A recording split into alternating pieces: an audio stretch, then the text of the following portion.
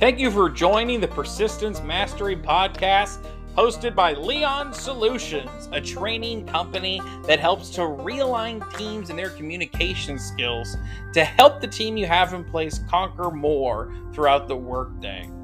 This will be hosted by me, Paul Leon, and thank you for listening to the Persistence Mastery Podcast.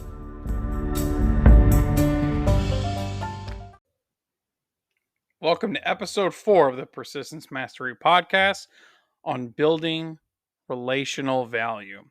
So let's just jump right into it. Thank you so much for being a listener of the Persistence Mastery Podcast. It is growing very well in a short time, and that's because of you guys, the listener. So thank you again for being a part of this. And if you feel that you like what you hear, this is still building value, consider giving us a strong review or any types of reviews to know that this is making a difference. And with that said, let's get right into it. The first thing I want to speak to on building relational value is about listening skills. Now, if you're a more seasoned professional, you understand the value of, and you've been a part of a couple different conferences and whatnot where they talk about this skill. Myself, when I put myself through college later in life, getting my organizational behavior degree, one of the classes I actually took was just on listening. This was in Winter Park, Florida, in Rollins College, and the professor was by one of Professor Baumel. And imagine just 3 months every night focusing on listening skills. Sounds kind of awkward on some level. But I remember he would always start the class and he would ring a bell and we would have to sit there for an extended period of time. Everybody in the classroom, after a long, hard day's work and whatnot, just sit there in silence and listen around. And the thoughts I had when I initially was going through this exercise in this class was, what are we doing? What is the point of this? I didn't get a time realistically, but later in life, I have learned so much that one of the main tips he shared with me that I'm going to share with you today out of his book called Listening Pays, which is a phenomenal book. And I recommend you pick up the book Listening Pays by my old teacher and professor, Rick Baumel, was using the SEER method. Now, if you don't know about the SEER method, let me explain. It's an acronym spelled SIER, which stands for sense, interpret, evaluate, and then the R is for respond. In his book, what you'll find if you really pick up that value, there's a lot of other content around how to be a better listener. But the one that has still resonated with me from that book to this day was the SEER method. Sense is simply staying present with who you're speaking to. Interpret is to interpret whether or not this is a meeting about emotions, information, and prioritizing what the messaging is in the interpret stage. And then the E is for evaluation. Now, what's really important about that stage is that before you respond, you have to evaluate and ask yourself a couple different things, which is my response going to be an over response or is it going to be one of building value? And then you respond. So that's just a strong tip in how to build relationship value. Work on your listening skills using the SEER method, which is again, sense, interpret, evaluate, and respond. And to take that a step further, my call to action for you there is to pick up the book Listening Pays by Professor Rick Baumel, and also consider reading that book or making it part of your library so you can grow that skill in building relational value. Now for tip number 2, prioritize importance. What do I mean when I say prioritize importance? We have to remember that when we have a team, a direct report, or someone we report to, it's about that person. We have to prioritize what is important in the work and do we give that person what they need to be successful in whatever project task we give them. Let me say this to you. I have a philosophy that there's really 2 types of leaders I see. Position-based leaders, people who use their position to take advantage or control. Here's the project, do it and figure it out. And then there are principle-based leaders. Principle-based leaders understand that interpersonal skills is what matters most. I will tell you this, I've seen it time and time again, where there's somebody who's really more of a project manager put in a people manager position, or somebody who doesn't value people put in the wrong position. And it doesn't mean that they can't do it. Don't get me wrong. It's not that I'm trying to label or put those people in. Those people can be effective principle based leaders. Those people can serve and help people. They got to learn the skills. They got to learn the skills and they got to remember a few key things. So if you're somebody who struggles with people and struggles to connect with your teammates and other people, then you have to ask yourself this question: am I a position based leader or am I a principle based leader? You have to spend time with that question first. The next thing you have to remember is whenever you give a project to one of your teammates, or you work on a project with another teammate, or somebody above you, or in your own business, here's what you need to remember. We need to remember that we are owed clear communication. Let me say that again. We are owed clear communication in working with another person.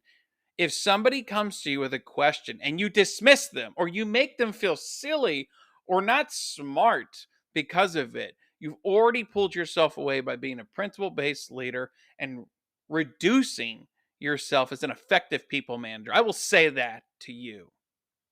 So, one of the things I make sure I strive for, that if I give communication, I let teammates know, I let them know you can ask me a question. If I don't know, I'll go the extra mile for you. I will match your efforts. Are you matching the efforts of your direct reports? Are you matching their pace, their priority? Can you honestly say that those people feel comfortable coming to you? Because if you can't say that, let me just say this: tip number one for you is you owe them clear communication. That's what we owe them. Because it's not about me, it's about we. Let me say that again. It's not about me, it's about we. So we got to prioritize importance. Is this work going to serve the business, serve the results, or is it a distraction or busy work? And then only we can spend time on that together. So that's tip number two: prioritize importance within your relational value skills when working with other people. And the last thing I want to leave you with in this episode on building relational value is staying humble. We got to stay humble. Every person wants to be seen and heard. I'm going to say that again. Every person wants to be seen and heard. And here's another thing about staying humble: we have to remember we're replaceable.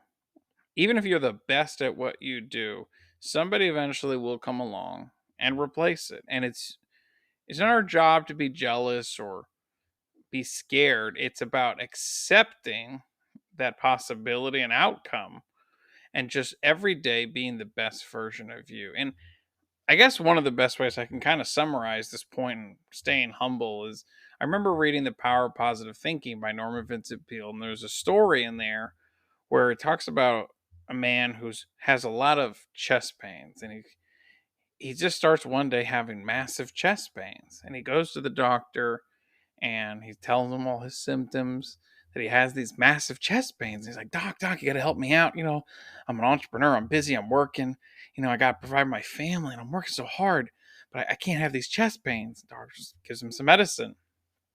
Nothing works. And they do a diagnosis again. He's, doc, man, these chest pains are just crazy. They're getting worse. Like, you gotta help me out. And the doctor asks him, he goes, it's like, well, tell me about you. And he gets like befuddled and he's like, what? He's like, well, just tell me about you. He's like, what's your work life like? He's like, I wake up at 5 a.m. in the morning. I work till 12. I'm a workhorse. I gotta provide for my family, and I build this business and I'm selling all the time. And he says, okay, when is the last time that you took some time to just spend time with your family outside of all the work you're doing? And he says, doc, don't give me this nonsense, please. He's like, just give me the medicine I need. I'm having stress in my chest. Help me out. And he says, I am trying to help you out. And he says, but just tell me. And he's like, I don't even remember the last time I was even able to put my kids down to sleep. I've worked so much. What's your point? What's your point, Doc? And he goes, well, do you have people that you could delegate or give work to? He's like, I could, but here's the reality, Doc. Nobody can do what I do. I'm the best at what I do. He says, okay, I want to try something with you. And the doctor tells him, he says, I want you to stop taking your medicine. But what I want you to do is on the way home, I want you to stop by the cemetery and spend about 15 to 20 minutes walking around the cemetery. The guy goes, excuse me? And he says, hear me out. I just want you to go to the cemetery, spend 15, 20 minutes or so just walking around. Look at the gravestones, look at the flowers, look at the grass, look at what the messages are.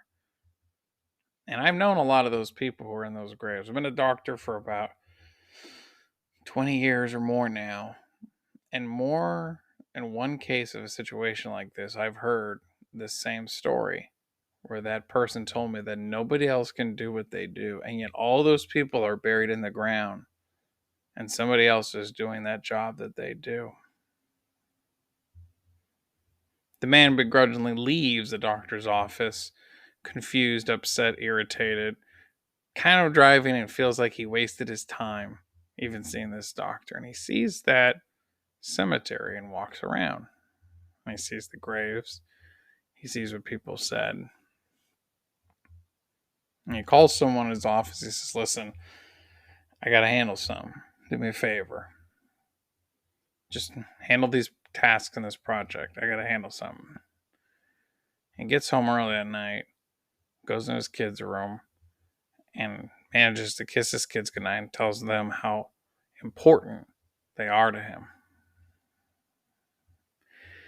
He starts to do that a little bit, shift his priorities, trust people more, listen to people, prioritize importance.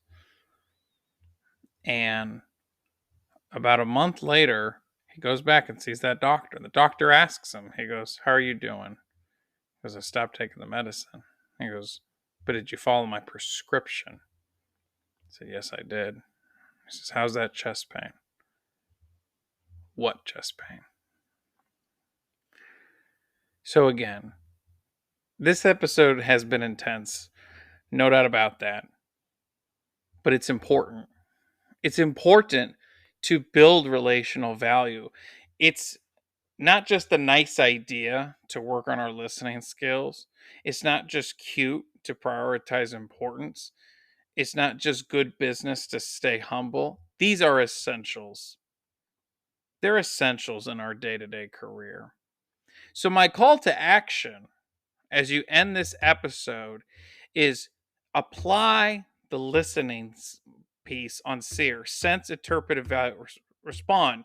Apply the prioritizing importance, giving your team clear communication. And the ultimate tip is stay humble along the way and match your team's efforts because, yeah, you're replaceable, but when you apply these consistently and with good intent, you'll be also remembered more in the end. So, if you liked this episode, you felt it had value, please consider subscribing to the Persistence Mastery podcast, recommend it to a friend, and we'll see you on the next one. Take care.